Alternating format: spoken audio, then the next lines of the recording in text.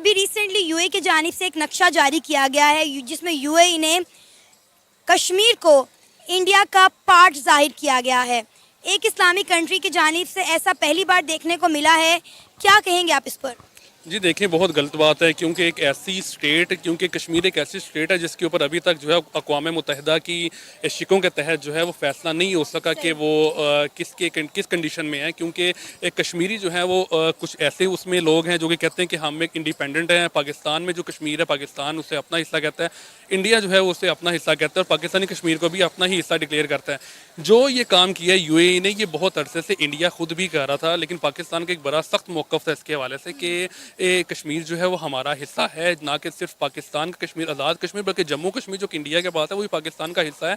या तो रेफरेंडम करवा के उनको आज़ादी दी जाए कि वो जहाँ पे मर्जी जाना चाहें, बेशक एक इंडिपेंडेंट स्टेट बनाए, लेकिन या पाकिस्तान में आए या इंडिया में चले जाएँ, लेकिन रेफरेंडम होना चाहिए। लेकिन जो अब यूएई ने खुद एक काम किया है, मैं समझता हूँ इसके पीछे एक पाकिस्तान की भी बहुत ज़्यादा गलती है, हमारे हुकाम की भी बहुत ज़्यादा गलती है कि उन्होंने इस तरह से पोर्ट्रे नहीं किया कश्मीर के मुद्दे को दुनिया में, और जो हुर्रियत रहनुमा है कश्मीर के, उनकी आवाज़ इस तरह से नहीं बने कि जिस तरह से बनना चाहिए। क्योंकि पाकिस्तान की आवाज़ इस हवाले से मैं ये भी समझता हूँ कि बहुत ज़्यादा कमज़ोर इसलिए भी है क्योंकि हम खुद जो हैं पाकिस्तानी उस तरह से इंडिपेंडेंट नहीं है क्योंकि अपने फ़ैसले हम खुद कर सकें या अपने फ़ैसलों पर अमल दरामद करवा सकें।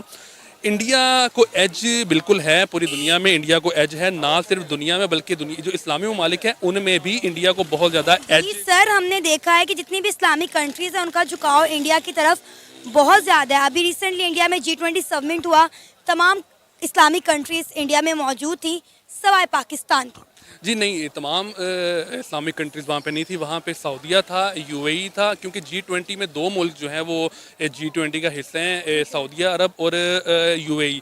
और सऊदी अरब जो है वो इस्लामी लिहाज से बहुत ज़्यादा एक मोतबर मुल्क माना जाता है, लेकिन उनका झुकाव भी वहाँ पे इसलिए है क्योंकि इंडिया जो है वो किसी से एड का तकाज़ा नहीं करता। इंडिया हमेशा इसी पॉलिसी पे जाता है कि बिज़नेस करने की पॉलिसी पे इंडिया ने जैसे एक अपना जो है वो मौशी हब बनाने की कोशिश कर रहा है इंडिया खुद को, तो एक कोई भी मुल्क हो मेरे ख्याल से वो अच्छे ताल्लुकात रखना चाहेगा ऐसे मुल्क के साथ जो कि उनको बिजनेस दे, ना कि ऐसे मुल्क के साथ जो कि उनसे एड लें और जो कि उनसे जो है वो कर्ज मांगें और उनको भी आजमाइश में डालें। क्योंकि काफ़ी अर्सा ये कहा जाता रहा कि पाकिस्तान के पास जो $3 बिलियन हमारे बैंकों में हैं, ज़खायर हैं हमारे, वो भी सऊदी अरब की तरफ से ही उधार जो है वो हमारे बैंकों में रखा गया था। तो ज़ाहिर तौर पर कि मैं भी हूँ या आप भी हों तो आपका झुकाव भी उसी मुल्क की तरफ या उसी शख्स की तरफ होगा जो कि आप पे बोझ ना बने बल्कि आपके बोझ को डिवाइड करे। सर, अगर यही बात हम कश्मीर के लिए करें तो आप देखें कि इंडिया ने कश्मीर में कितनी डेवलपमेंट की है। आप जम्मू कश्मीर देख लें और आप आज़ाद कश्मीर देख लें। आज़ाद कश्मीर के लोग रोटी के लिए, आटे के लिए मर रहे हैं, लड़ रहे हैं, लेकिन उसके बरकस आप देख लें मकबूजा कश्मीर में देख लें, जम्मू कश्मीर में देख लें, तो वहाँ पे कितनी डेवलपमेंट हो रही है। तो डेफिनेटली जब एक स्टेट को आप इतनी अपॉर्चुनिटीज़ देंगे तो वो तो इंडिया की साइड फिर लेगा ही ना।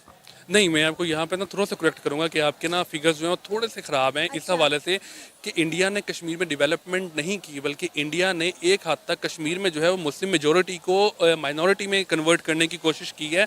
पाकिस्तान में हम ना सिर्फ, अगर मैं आपसे पूछूँ ना या हमारे पीछे जितनी पब्लिक, अगर हम उनको कश्मीरियों के बारे में बात करें तो हमारे दिलों में एक बहुत ज़्यादा अहमियत है कश्मीरियों के लिए। कश्मीर एक फ्री स्टेट है, यही वजह है कि कश्मीर की असम्बली जो है वो एक अलग असम्बली बनाई गई है, वो पाकिस्तान। और अगर आपने कहा कि जम्मू कश्मीर में इंडिया मुसलमानों की अक्सरियत को ख़त्म करने की कोशिश कर रहा है, वहाँ पे डेवलपमेंट नहीं कर रहा, तो सर डेवलपमेंट में क्या होता है?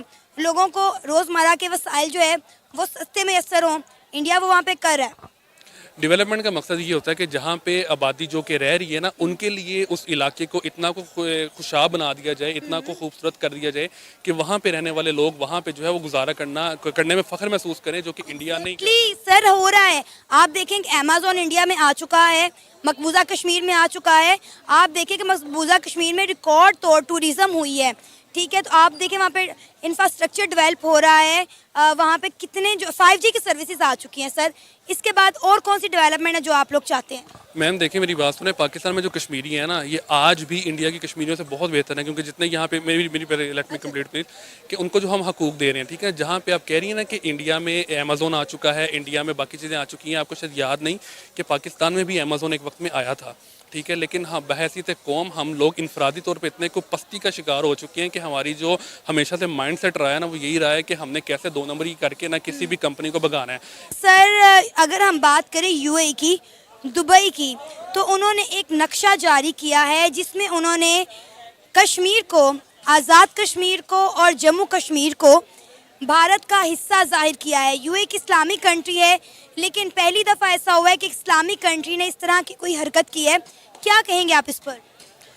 मैडम, सबसे पहले बात यह है कि ये इस तरह होना नहीं चाहिए, ठीक है लेकिन ये हुआ क्यों, इसके पीछे चंद वजूहात है।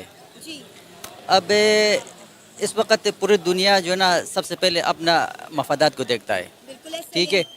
तो मुल्क इस्लामी हो या ब्रदर मुल्क हो या हमसाया हो, अब ये चीज़ नहीं रहा। अब हर मुल्क अपना वही काम करता है जो उसके कंट्री की मफाद में होता है। ठीक है। अब यूएई का जो बेसिकली प्रॉब्लम है, उनका जो जेन्युइन इशू है वही है कि यूएई में जो सबसे बड़ा बिजनेस है वो इंडियन है। वहाँ पाकिस्तान का कोई बिजनेस नहीं है। ठीक है। पाकिस्तानी वहाँ पर जॉब करते हैं और पाकिस्तानियों को वहाँ पर कोई वैल्यू, कोई इज़्ज़त नहीं है वहाँ पर। इंडियंस की वहाँ पर बहुत ज़्यादा इज़्ज़त है। और आपको पता है अब सारे पूरा बॉलीवुड की जो इंडस्ट्री है वो भी वहाँ पर शिफ्ट हो चुका है, ठीक है। अब वहाँ पर ये जो जितने एक्टर है इंडियन, सबकी बिजनेस वहाँ पर है, ठीक है। अबू धाबी में इसके नूरा फतेही है, उसके बड़े बड़े शॉपिंग प्लाजे है वहाँ पर, वो अरबों करोड़ों वहाँ पे टैक्स देता है। अब पाकिस्तानी वहाँ पर सिर्फ बस मांगने के लिए जाते हैं। वो शहबाज शरीफ उधर आया था दुबई में, कहते मैं मांगने के लिए आया हूँ मजबूरी में। तो उन्होंने फिर उन्होंने इस चीज़ को देखना है कि उनको इम्पोर्टेड पाकिस्तान है या इंडियन है। तो इस सूरत हाल के मुताबिक उनके लिए इम्पोर्टेड इंडियन है। बिल्कुल सर, ऐसा ही है। आपको पता है यूएई वो पहला मुल्क है जिसने जम्मू कश्मीर के अंदर इन्वेस्टमेंट शुरू की थी, और इंडिया जैसे जैसे कहता है यूएई वैसे वैसे करता है। आपको पता होगा कुछ दिन पहले यूएई में गेट आउट पाकिस्तानीज़ की कैंपेन चल गई थी। वहाँ के पुलिस ने पाकिस्तानियों के खिलाफ एक्शन लेना शुरू कर दिया था। जी मैडम, असल बात यही है कि यूएई जो ना, यूएई वो सिर्फ उस मुल्क को सपोर्ट करता है जो वहाँ पर इन्वेस्ट लाता है। उनका जो सोच है उनका यही है। तो पाकिस्तान से वहाँ पर कुछ नहीं जाता है, बस सिर्फ वहाँ पर मांगने के लिए जाते हैं। तो इंडियन वहाँ पर उनका वहाँ पर वैल्यू है, इज़्ज़त है। तो उनका जो गवर्नमेंट सिस्टम है वो मजबूत है, उनका वहाँ पर उनका सफारतखाना मजबूत है। और पाकिस्तानी हुक्मरानों का जो ना कोई हाल नहीं है वहाँ पर। वहाँ पाकिस्तानियों के बारे में ना उनका कोई ख्याल रखते, ना उनके बारे में कोई उनसे सवाल पूछते। इंडियंस के वहाँ पर इज़्ज़त है, वैल्यू है। तो उन्होंने इस चीज़ को देखा कि इंडिया उनके लिए इम्पोर्टेंट अहम है, तो उन्होंने इस नज़रिए के मुताबिक उन्होंने उसको सपोर्ट किया होगा। सर, यूएई की इस्लामिक कंट्री है, उसको पाकिस्तान को सपोर्ट करना चाहिए, लेकिन उसका झुकाव दिन ब दिन इंडिया की तरफ बढ़ता चला जा रहा है। पाकिस्तानियों का ये माइंड कॉन्सेप्ट बना हुआ है कि इंडिया एक एंटी मुस्लिम कंट्री है, लेकिन हमने देखा है कि अभी इंडिया में जो G20 समिट हुआ, तमाम इस्लामिक कंट्रीज़ वहाँ पर आई हुई थी, ठीक है। और इंडिया का झुकाव भी इस्लामिक कंट्रीज़ की तरफ है और इस्लामिक कंट्रीज़ का झुकाव भी इंडिया की तरफ है। सिर्फ एक पाकिस्तान ही है जो आइसोलेट होकर रह गया है। मैडम, इसका दूसरी वजह ये भी है कि यूएई जो ना वो अमेरिका और यूरोप का ज़्यादा सुनता है, क्योंकि उसके साथ उनका बिज़नेस, उनका लाइन है। अब पूरा यूरोप का जो है ना, जो जितने भी सप्लाई लाइन है बिज़नेस, वो दुबई एयरपोर्ट से होता है। तो इंडियन जो है ना माल भी जो होता है एक्सपोर्ट इंपोर्ट, वो ज़्यादा दुबई एयरपोर्ट पे होता है। तो वो दुबई यूएई जो बेसिकली अमेरिका का ज़्यादा सुनता है, यूरोपीय मालिक का ज़्यादा सुनता है।